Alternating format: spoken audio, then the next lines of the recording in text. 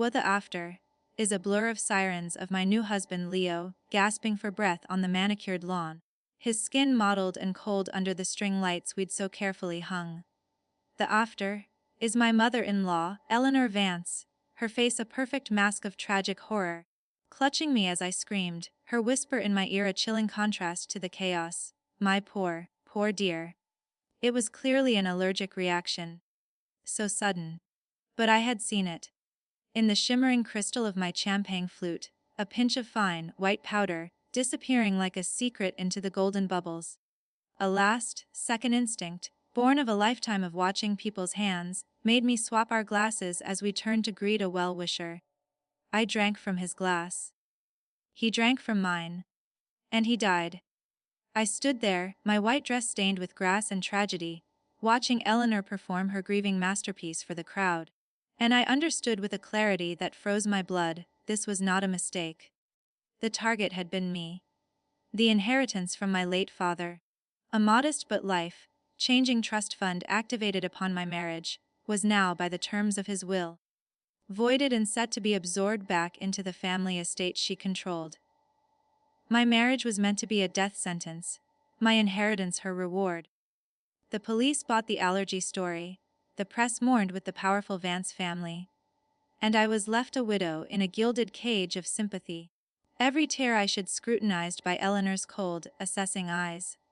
At the reading of Leo's will, held in the somber oak, paneled office of the Vance family attorney in Manhattan, she played the grieving mother perfectly, until the moment the lawyer stated my spousal inheritance was contested due to unusual circumstances.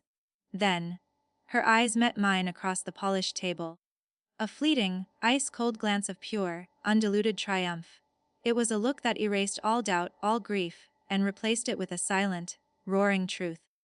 And that was the moment I knew. The real revenge begins now. The silence that followed in that attorney's office was a physical thing, thick and suffocating. Smelling of lemon wood polish and stale ambition, I, Maya Vance, no Maya Rao, I had to reclaim myself, sat perfectly still, my hands folded on my lap, feeling the weight of the swapped champagne flute in my palm. Eleanor's performance was impeccable, a delicate sob, a lace handkerchief dabbed at dry eyes. She was elegance personified in her dove, grey Chanel suit, a monument to curated grief. I was the shadow opposite her, in a simple black dress that felt like a costume. My inheritance, my father's last gift meant to give me independence from the very gilded world I'd married into, was now a prize she had bloodily claimed. They thought I was broken, a shell to be managed and then discarded. But the shock had metabolized into something else, something cold and crystalline and patient. I didn't see a grieving mother-in-law, I saw a CEO finalizing a hostile takeover. And I had just decided to become a silent, majority shareholder in her demise. The weeks that followed were a study in grim theater. I moved out of the Vance penthouse overlooking Central Park, citing a need for space to heal. I took a small, airless apartment in Hell's Kitchen, its windows vibrating with the din of the city, a sound that matched the constant hum of my planning. My father, an audio engineer who had cherished clarity of sound, had left me more than money. He'd left me a meticulous mind and a deep understanding of how things are captured. The legal route was a dead end. Eleanor's influence was a latticework of old money and quiet power, embedded in the marble of courthouses and the leather chairs of boardrooms. No. Her downfall had to come from within, from the very environment she controlled. I needed a microphone in her inner sanctum. I needed her to convict herself. This required reinvention. The grieving Maya was shelved. I became a ghost of my former self, haunting the edges of Eleanor's world. I used a fraction of my remaining savings to hire a discreet and ethically flexible security consultant. His name was Silas, a man who operated in the gray zone, where corporate espionage bled into personal protection. In a dim booth of a midtown bar that smelled of stale beer and broken dreams, I laid out my goal not to harm, but to listen. To hear the truth in her own voice. He provided me with a device, a sleek, modern voice-activated recorder, disguised as a standard USB-C power bank. It's not about planting it, Silas said. his voice a low rumble. It's about making her want to keep it close. People guard their chargers. Gaining entry to her updated world was the next act. I played the repentant, lost daughter, in-law, seeking closure. I called her, my voice trembling with manufactured vulnerability. Eleanor, I'm so lost without him. And I'm so sorry for any distance I've caused. Could we have lunch? I need my family. The pause on the other end was pregnant with calculation. Then, the honeyed warmth, perfectly calibrated. Of course, my dear. You'll always be family. Come to the townhouse. Wednesday. The Vance townhouse in the West Village was a fortress of tasteful oppression. Every antique, every Persian rug, every piece of curated art whispered of unassailable legacy. Eleanor greeted me with a brittle hug that felt like being embraced by a mannequin. Over a lunch of watercress soup and seared scallops, she performed masterfully, weaving tales of Leo's childhood, her eyes glistening with manufactured tears. I mirrored her, a dutiful student of deception. As we finished, I made my move. I fumbled with my phone, letting the battery die dramatically. Oh no, my phone. I have an urgent callback for a job interview. I looked helpless. Would you have a charger? Maybe a portable one. I'm so disorganized these days. Her eyes narrowed for a millisecond, assessing. Then, the gracious host took over. Of course, darling. I have a spare. She left and returned with a generic-looking power bank. It wasn't mine, it was one of hers. Perfect. I took it with profuse thanks. My fingers not trembling at all. The next day I returned it via courier, along with a handwritten thank you note on heavy cream stationery. But the one I returned was mine, the twin I'd purchased, identical in every external way, but hollowed out and fitted with Silas's machinery. The original, now bugged, was in my bag. A week later I visited again, this time for afternoon tea. As I was leaving I performed the same battery, death pantomime. Eleanor. I'm so sorry to ask again, but that charger was a lifesaver. Might I borrow it once more? I'll return it tomorrow, I promise. A flicker of annoyance. Swiftly buried, keep it dear. I have plenty. A dismissive wave of her hand, sealing her own fate. The Trojan horse was now inside the gates. Sitting innocently on her bedside table, or in her Birkin bag, ready to feed. What it fed me was a symphony of corruption. The recordings that uploaded to a secure, encrypted cloud were not immediate confessions. They were the mundane sounds of her life, the rustle of papers, the tap of fingernails on an iPad. Then, slowly, the gems emerged. Conversations with her lawyer, a man named Arthur Croft, whose voice was like gravel in oil. Discussions about the raw matter being handled permanently, and the regrettable but necessary consolidation of assets. Talk of offshore entities with bland names. Horizon Holdings, Meridian Trust. I heard her coldly firing a long-time housekeeper for noticing a discrepancy in the pharmacy bill. I heard her bribing a building inspector to overlook code violations in a Brooklyn property she wanted to acquire cheaply. Each recording was a brick, and I was building a vault around her.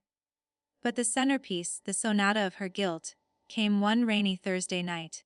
The audio was crisp, punctuated by the soft clink of crystal. She was in her study and she had a guest. Not Croft. A voice I recognized from society pages, Alastair Finch. A city councilman with mayoral ambitions. Their conversation was a dance of mutual exploitation. He needed campaign donations laundered through her charitable foundation. She needed zoning laws changed for a massive waterfront development. Then, her voice, low and confident, cut through the static. The beauty of the Row situation, Alastair, was its finality. A tragic accident on a happy day. No messy litigation. No protracted will contest. Sometimes the cleanest cut is the deepest. It's a lesson my late husband never learned. He was too soft with his partners. Finch gave a nervous chuckle. Eleanor, you never fail to impress. Remember that, she purred, and remember. My support has strings made of titanium. I listened to that recording 50 times. In the glow of my laptop in my dark apartment, with the neon sign from the bodega across the street painting my walls a sickly red, I memorized every inflection, every pause. That was the moment the grief for Leo truly curdled. transforming into a fuel so potent it scared me. This was no longer just about my stolen inheritance. It was about a woman who treated human lives as ledger entries. The power of the recording was absolute. But unleashing it publicly was a grenade with the pin pulled. It would destroy her. But the shrapnel would maim me too, tying me forever to the scandal. I wanted more than destruction. I wanted reclamation. I wanted her to hand me what was mine, and then to sit, powerless, knowing I held the sword above her neck. Forever, the psychological warfare began. I started to subtly mirror her language in our rare phone calls. When she mentioned being busy with the foundation, I'd say, yes, charitable works require such final dedication, don't they? A pause on the line. When she complained about a stubborn business rival, I offered, some problems just need a clean cut. The deepest kind. The silences grew longer, more charged. I was a ghost whispering her own sins back to her, and I could feel her confidence beginning to fray at the edges. She started having my apartment watched. I'd spot the same nondescript sedan. I began to vary my routines, visiting libraries and coffee shops, where I'd open my laptop and simply smile at nothing, knowing the report back to her would be one of unsettling calm. The climax needed a stage. I chose the annual Vance Foundation Gala, a glittering snake pit of New York elite, held at the Metropolitan Museum of Art. It was her kingdom. I arrived uninvited, wearing a simple, stark black gown that stood out amidst the rainbow of couture. I saw her across the room, holding court near a Roman statue, a glass of champagne in her hand. The same vintage as our wedding, our eyes locked. The room's noise seemed to dampen. I walked toward her, a slow, deliberate path through the crowd that parted unconsciously. I held nothing in my hands but a small, elegant clutch. Maya, she said, her voice a weapon of chilled courtesy. This is a surprise. Life is full of them, Eleanor. I replied, my voice calm, carrying just enough. I came to give you a gift.